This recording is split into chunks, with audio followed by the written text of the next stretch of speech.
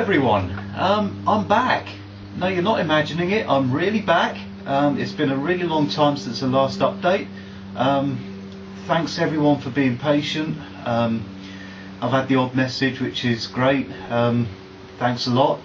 Well, anyway, I managed to get back in the garage at about the beginning of May, after the cold weather packed in and finally it was warm enough to start coming again.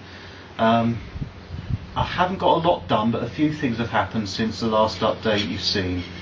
I'm still really busy with all sorts of other things as well as the van, so I'm just having to fit working on this in between everything else really, as and when I can. Well, anyway, assuming I can get enough light on the subject, I'll show you around what I've been doing, so bear with me. Okay, here we are. Forgive me if I'm a bit all over the place. I don't really know what order I'm going to show you things in. Well, I suppose I'll start from the beginning. When I first was able to come back after winter and start doing some work, the first thing I did was to actually bring the van body against the front end and start centralising it and deciding whereabouts I wanted the final position to be, to make sure that each side looked the same, and also there was an issue with a slight dent. Well, not slight, it was quite severe. You know, this area on each side was really badly sort of concave. It was dented in, which was kind of caused by where the floor is joined to the side. It had pulled the side in at that point. Well, anyway, what I've been able to do is counteract that by pushing this bottom corner in, and that's effectively popped that dent out quite well. It's not perfect, but it's pretty good. So anyway, I got all that centered up, marked and drilled all the holes. Anyone who's seen my other videos will probably remember that these are blind holes that are tapped from the back. I don't know if this will show up, but I'll sort of point blind and you can probably see, hopefully, where the screws go through from behind. What else have I done?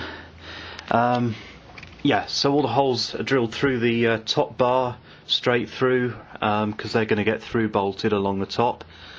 I've also trimmed off the fiberglass down this left hand side, the excess sort of raggedy bits, but I've still got to do across the top and down the right hand side. I haven't done it yet simply because I realised there was more important things to be getting on with. I think the next thing I did was start to centralise the back end of the van, because there is, even with this end fixed, there is still some flex. This area down here is able to, you know, the floor can be shoved left or right about 1 inch each way if you need to. So what I've had to do, by tweaking everything carefully and moving every bit that can be moved, I've finally settled on the position. It's been a nightmare, and that's what's taken most of the time since winter. Is just measuring and moving it, measuring again. Then I'll change my mind and think, oh dear, that doesn't look very good. So it's really been a painful process. One of the things I've done to make it a lot easier, because of course one of the most important places to get the body position right is so that the wheels don't hit the wheel arches, and there really is not a lot of clearance. As I say, the body is now as centred as I can get it, and there you can't even fit a finger between the tyre and the edge of the bodywork. It doesn't hit, but it comes close. So the position was really important. Unfortunately, because of the inaccuracy of the fiberglass body, and the reason it's inaccurate is because it was a direct the mould was taken from one of the original vans, and they weren't made accurate. There was, one side is slightly shorter than the other. There's little, bits here and there that aren't. It's not symmetrical, basically. And what it means is that the back end sits slightly twisted on the chassis. It has to. It's the only way I can get it to fit. But anyway, what I've done to make life a lot easier is disconnect the rear suspension completely. The chassis is sat on axle stands, and because I've disconnected the suspension, it means I can lift the wheels up and lower them whenever I need to. That's quite easy to do. So I can lift them to whatever height I need to. Currently they're on bricks. That's made life a lot easier. In a minute I'll show you some bits underneath the van. What I've got, somebody very kindly gave me a fluorescent strip light, and what I decided to try, I've got a 12 volt inverter with a fairly big battery, and what it will do, if I switch that on, it now gives me a mains strip light. So what I can do is bung that underneath the car, and hopefully you'll be able to see what I'm pointing at.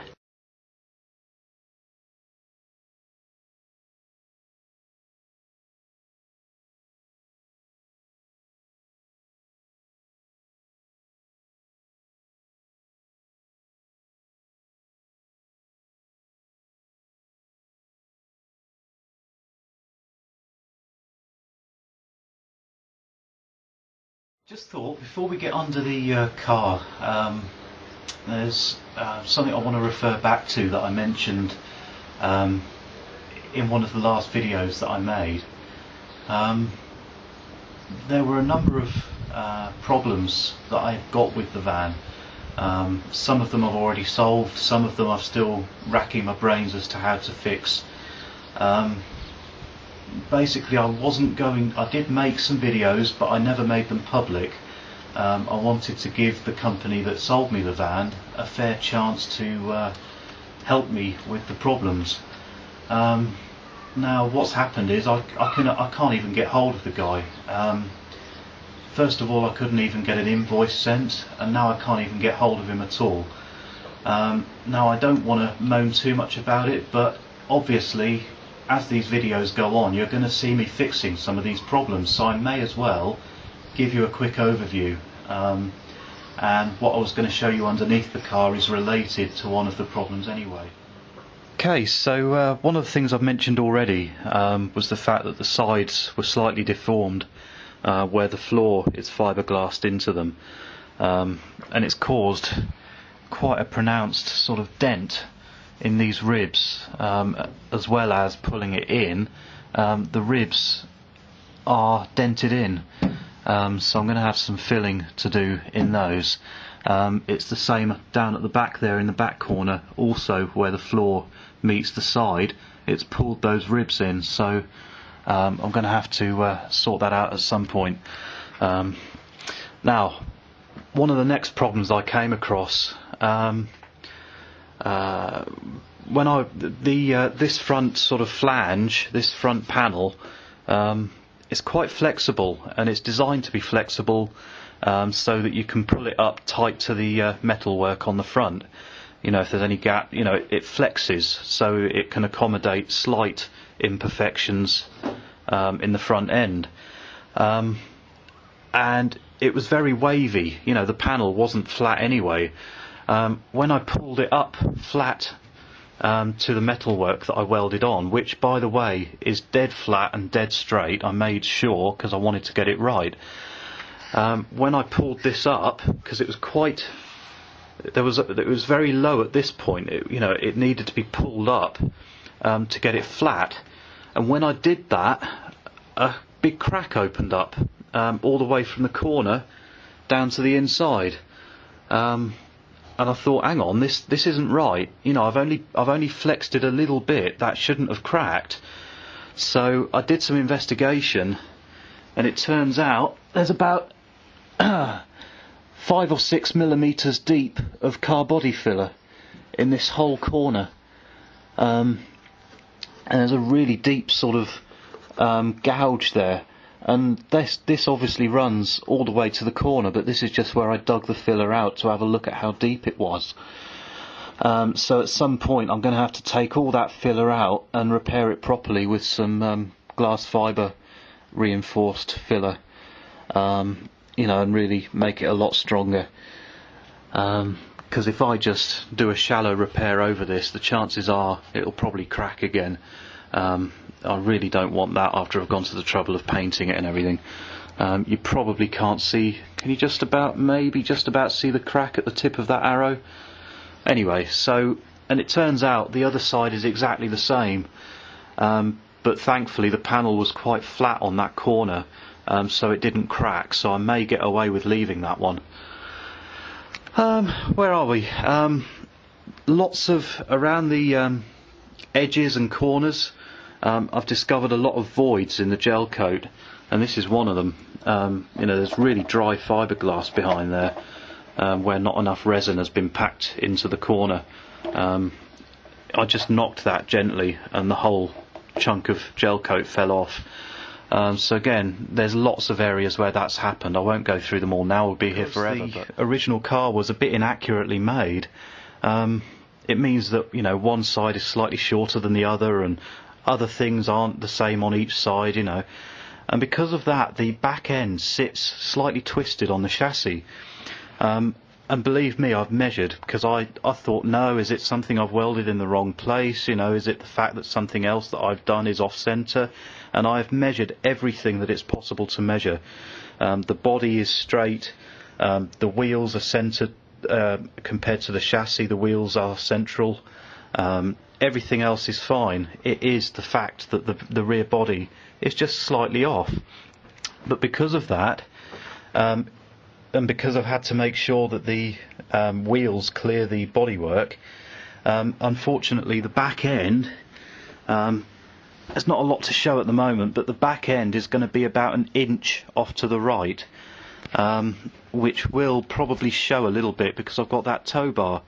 And it's going to be right in front of the joint between the two back doors.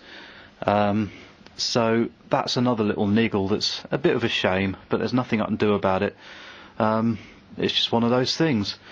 The last thing I've just remembered to point out, I've got a big problem with the removable hardtop. Now again, I did make a long video about this, but I don't think I need to put that up. Basically, this is the underside of it. Vilvans uses the flip-up roof bar from the soft top, only it's just the front end of it, and it's fiberglassed in. The idea of that being that the original clips above the windscreen can still be used to hold the front end of the removable hardtop down. Well, the problem is this bar has been fiberglassed in too far back, so that when the hardtop sits on the roof, the clips don't actually reach. They come nowhere near at all. They need to be extended by, I think I measured it ages ago, it was around 10 millimeters that I need to extend the mounting plates by in order to make them work. So that's a bit of a pig. That's really something that I would have rather not have to do, but I just thought I should mention it. You know, anyone else who's considering getting one of these vans, who's got one already and is trying to sort it out, I just want this information to be out there, just to help people. You know, anyway, I may go into more detail about things later. And there's some parts in my flat that have got some problems as well, so I'll probably make a separate video on those.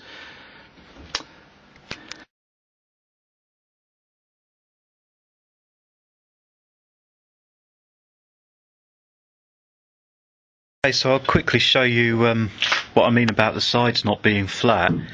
I mean, some of this may be because the original van was, you know, sort of wavy and a bit bent. But look, that's a straight piece of wood, and you know that isn't flat. And then down here at the bottom corner, can you see that that sort of dents in the middle? Which is quite it's quite upsetting that you pay a good chunk of money for something, and it looks really second-hand, unless I spend a long time with lots of body filler to straighten all of this out. But then I suppose the original vans never looked perfect, so I'm probably going to end up leaving it as it is for the most part. Right, next stuff underneath the van. Okay, so now we're looking underneath the car. I've got the old strip light fired up and it's working really well. Now, the next problem that I didn't like, the framework that is supplied to go underneath the van floor, and it serves the purpose that it supports the entire weight of the rear end, as well as stopping, you know, it's supposed to stop the van floor from flexing, because it's quite bendy. There's no fiberglass reinforcement on it, it's just flat fiberglass. Anyway, he supplies this Unistrut product, which is a standard galvanised racking system. And you see this stuff in multi-storey car parks. They suspend all the pipe work and all the lighting from it. Well, I just don't think it looks particularly professional underneath the car, and that's not the only reason. Anyway, this is the front mounting point. This is what I call the Z-piece that welds on to the back of the floor pans. Well, anyway, let's go further back. Okay, what we can see, that's just a piece of wood, so ignore that. What we can see, here's the van floor. The frame, as it's been designed by the company, it's 3 sections of Unistrut, and he supplies the brackets that are made by the Unistrut company, and they're not very rigid. The bolts are really poor quality. The whole thing is, I mean, the weight of the van's on it at the moment, so I can't demonstrate, but it's really flexible even with all the fittings done up. Now there's some problems. First of all, the frame goes right round the very outside of the van floor, which means the entire middle of the floor is completely unsupported. So the minute you put any weight in the back, the floor bends like a banana. So I had to do something to sort that out. It needed an extra brace across the middle at least. Now the next problem, there was no decent means of fixing the frame to the chassis supplied, so I had to figure something out to do that. Next problem, there's no bump stop for the suspension at all. As the kit is supplied, if you did put too much weight in the back of the van, or if you hit a speed hump too fast, the tyre is just going to hit the inside of the mudguard, which I really don't think is safe or sensible. So I wanted to come up with a means to reuse the original Citroen bump stops. Now what I've realised, what I realised a few weeks back, is that there's no way to do a decent looking and strong job with this Unistrut stuff, so I'm going to get rid of that. What I've done is bought some metal, and I'm currently designing and building a brand new frame to fit underneath here. It's going to have an extra brace across the middle, it's going to have strong legs to mount onto the chassis, and it's going to have some mounts for some bump stops. So the next thing, I'll take you back to my flat and show you what I've been doing there with the metalwork. So bye for now, folks. Oh, a quick shout out to Joz Last. I really hope that you're doing well with your van. I hope he delivered it to you, and I hope things are going well with it. If there's anything I can help with at all, please let me know. Anyway, so next update will be from my flat, doing some metal work. Bye for now, guys. Take it easy. Chris out.